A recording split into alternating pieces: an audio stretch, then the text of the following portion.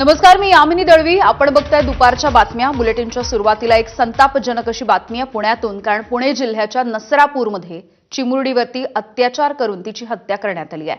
आणि या हत्येची आता मुख्यमंत्री देवेंद्र फडणवीस यांनी गंभीर अशी दखलही घेतली आहे. कठोर कारवाई करण्याचे निर्देशही पुणे ग्रामीण पोलीस अधीक्षकांना मुख्यमंत्र्यांनी दिलेले आहेत. नसरापूर गावामध्ये एका 65 वर्षाच्या व्यक्तीने एका 4 वर्षांच्या मुलीवरती लैंगिक अत्याचार केला आणि तिची दगडाने ठेचून हत्या केली. ही चिमुकली सुट्टीच्या निमित्ताने तिच्या आजीच्या गावी गेली होती. ती दुपारच्या वेळेला घराच्या समोरच्या अंगणामध्ये खेळत होती. यावेळेला या वृद्ध व्यक्तीने तिला गोठ्यामध्ये नेऊन तिच्यावरती अत्याचार केले. तसंच तिची दगडाने ठेचून हत्या केली आणि तिचा मृतदेह शेणाच्या ढिगाऱ्याखाली झाकून ठेवला. बराच वेळ ही मुलगी दिसली नाही म्हणून तिच्या घरच्यांनी शोधाशोध सुरू केली आणि त्यावेळेला तिचा मृतदेह आढळला.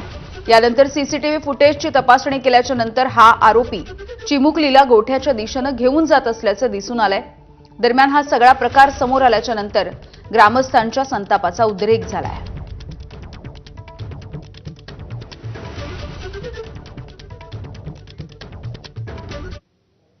दरम्यान स्थानिक आमदार शंकर मांडेकर यांनी